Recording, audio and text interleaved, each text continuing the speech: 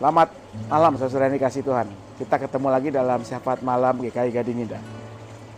Siapa di antara kita yang tidak suka menerima hadiah? Saya yakin kita semua senang kalau menerima hadiah. Kalau ada orang memberikan hadiah kepada kita, apalagi kita tahu yang memberi hadiah ini adalah orang yang memang kita kagumi, orang yang kita hormati. Apalagi kalau hadiah yang kita terima bukan barang yang biasa-biasa, yang mudah kita temui atau mudah kita beli di toko. Barang yang mungkin langka, mahal, spesial, khusus. Kita pasti gembira, saudara. Tapi bayangkan, kalau satu hari, orang yang sangat Anda kagumi, Anda hormati, memberikan satu hadiah yang ternyata membawa kerepotan buat Anda. Ya, misalkan, satu hari, orang yang sangat Anda hormati itu, mungkin atasan Anda, mungkin orang yang dituakan ya, di tengah keluarga, mengatakan, "Hei, aku mau kasih hadiah ke kamu. Kamu terima ya, kamu jaga baik-baik hadiah ini, gunakan sebaik-baiknya. Aku mau kasih ke kamu seekor kuda impor dari Australia. Kuda yang tinggi, gagah, kuat ya, bagus sekali, bulunya berkilauan, tenaganya kuat. Mahal harganya. Dia yang luar biasa. Tapi kalau itu dikasih ke saya, waduh, bakal repot banget hidup saya, saudara. Pertama, di mana saya harus simpan kuda itu? Di rumah, saya taruh di luar di carport, kasihan, udah mahal. Saya taruh di install khusus menyimpan kuda, mahal juga sewanya. Saya taruh di dalam rumah, nanti kami orang rumah yang jadi nggak enak. Ya bau kuda, apalagi bau kotorannya. Belum lagi makanannya. Mungkin nggak cukup rumput, harus pakan yang bermutu supaya tetap bagus, tetap sehat. Belum lagi, mau saya apakan kuda ini? Masa tiap hari saya ke gereja naik kuda? Atau saya melawat ke rumah Anda pakai kuda?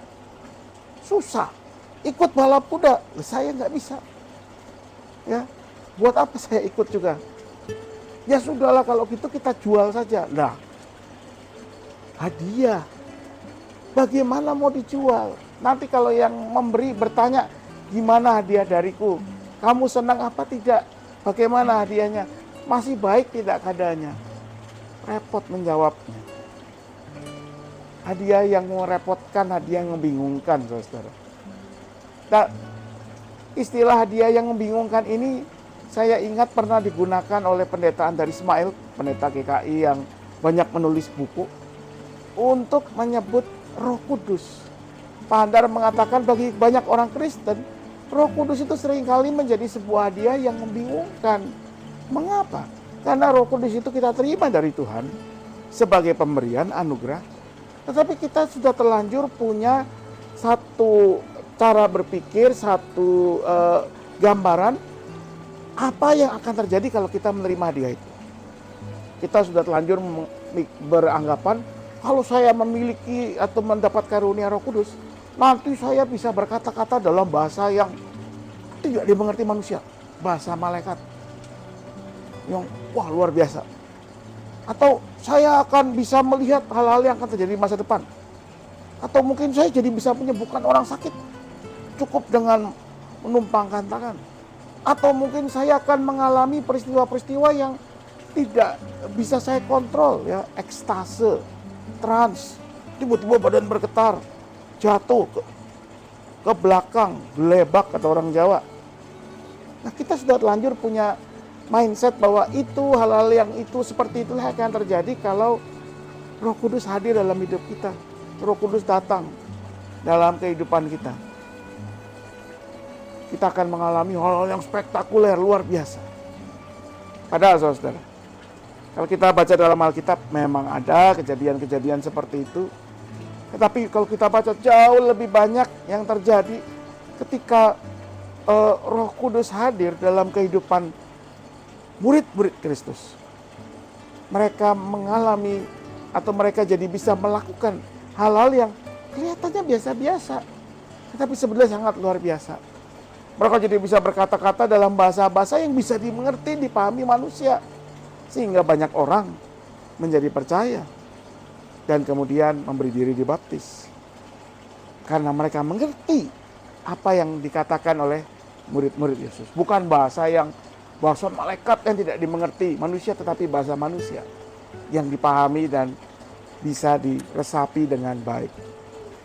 Dan dalam surat 1 Korintus dikatakan bahwa anugerah Roh Kudus yang paling penting adalah anugerah yang membuat kita bisa percaya bahwa Yesus adalah Tuhan.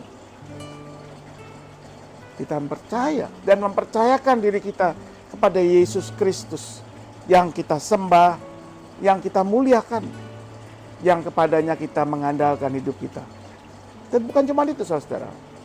1 Korintus melanjutkan, bukan cuma supaya saya percaya kepada Tuhan, tetapi bahwa saya bisa menjadi bagian dari orang-orang lain juga yang percaya bahwa Yesus adalah Tuhan.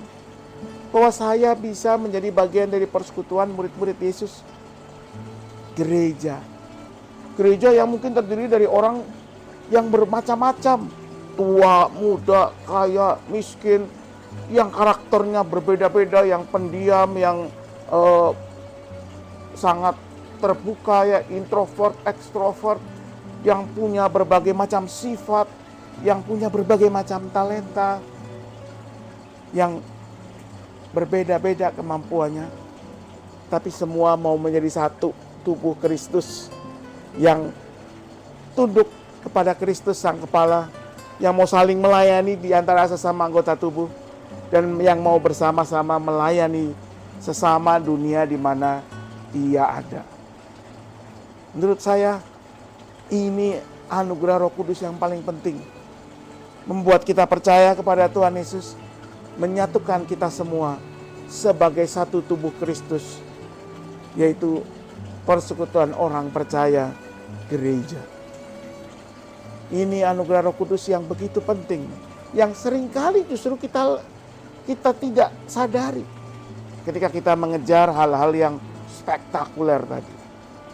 Karena itu saudara-saudara yang kasih Tuhan, kalau kemarin kita boleh merayakan hari Pentakosta, mari kita terus syukuri bahwa kita boleh percaya kepada Tuhan Yesus sebagai Tuhan dan Juru Selamat, bahwa kita boleh ada dalam persekutuan orang-orang percaya, gereja yang mau saling mendukung, saling menguatkan, saling melayani, saling merendahkan diri dan hati untuk bersama-sama memuliakan nama Tuhan, untuk bersama-sama melayani orang-orang yang ada di sekitar kita. Dan dengan demikian saya percaya Roh Kudus juga akan terus menguatkan kita dalam menghadapi setiap tantangan dan pergumulan. Bahwa karya Roh Kudus juga akan nyata ketika kita bisa setia di dalam berbagai pergumulan yang kita hadapi. Ketika kita bisa tetap berpengharapan. Bahkan ketika kita menghadapi rupa-rupa kesulitan. Ketika kita bisa mengasihi. Bahkan ketika sangat berat untuk mengasihi. Saudara yang dikasihi Tuhan, Roh Kudus sudah hadir, memberikan kepada kita anugerah untuk percaya, menyatukan kita sebagai murid-murid Kristus, sebagai gereja. Karena itu mari kita syukuri dan kita gunakan anugerah ini dengan sebaik-baiknya. Selamat malam, selamat Pentakosta, Tuhan memberkati selalu. Mari kita berdoa. Ya Tuhan, terima kasih untuk anugerah-Mu dalam Roh Kudus yang boleh menjadi roh yang memimpin kami, yang menguatkan kami, yang memberi anugerah iman kepada kami, hingga kami boleh percaya kepada Tuhan Yesus Kristus, yang juga sudah menyatukan kami sebagai gereja-Mu. Gereja yang hadir untuk mengerjakan misi Allah, membawa damai sejahtera, sukacita, menyatakan kasih Allah kepada setiap orang, khususnya mereka yang terpinggirkan, terabaikan. Biarlah dengan kuasa Roh Kudus kami semua dimampukan menyatakan kasih Allah, tetapi juga membangun hidup persekutuan yang boleh saling mendukung, menguatkan satu sama lain. Kiranya dengan kuasa Roh Kudus kami sebagai gereja-Mu, sebagai murid-murid Kristus diberi hikmat untuk boleh menyatakan apa yang baik dan benar dalam hidup bersama kami sebagai bangsa Indonesia. Dan lebih daripada itu, untuk juga mengupayakan selalu apa yang baik, yang benar untuk kehidupan bersama, menjadi berkat buat sebanyak mungkin orang. Beri hikmat kepada para pemimpin kami, khususnya di masa-masa di mana ada berbagai macam kepentingan yang akan bertarung dalam pemilihan umum tahun depan. Berhikmat agar para pemimpin kami boleh tetap sungguh mengutamakan apa yang menjadi kebaikan untuk sebanyak mungkin orang. Kami mau berdoa untuk gereja Tuhan di berbagai tempat, gereja yang telah mendapatkan anugerah Roh Kudus yang membangun, memberi kekuatan kepada gereja menghadapi setiap tantangan, bahkan memampukan untuk menjalankan panggilannya. Beri terus kepada gerejamu, kepada murid-muridmu dimanapun berada, hikmat, sukacita, damai sejahtera dalam bersekutu, bersaksi, dan melayani.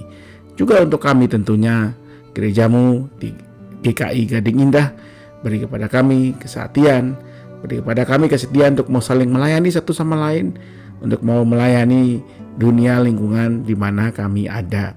Kami mau berdoa untuk keluarga-keluarga yang ada di dalam persekutuan kami, beri sukacita, beri hikmat, kuatkan dalam menghadapi setiap pergumulan, baik masalah-masalah ekonomi, masalah-masalah relasi antara anggota keluarga, masalah-masalah kesehatan.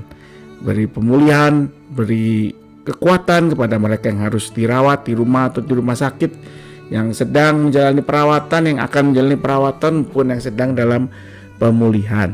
Secara khusus kami berdoa untuk Ibu Damayanti, untuk Bapak Kunjung, untuk Ibu Susi Ernawati.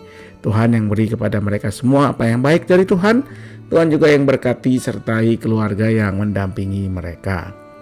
Kami mau bersyukur, kami mau berserah kepada Tuhan. Kami menyerahkan diri kami dalam istirahat kami malam hari ini, biar besok kami kembali boleh menyambut setiap tugas panggilan yang Tuhan percayakan, yang Tuhan akan perlengkapi kami untuk melakukannya. Hanya dalam satu nama, Yesus Kristus, Tuhan dan Juru Selamat kami yang hidup. Amin.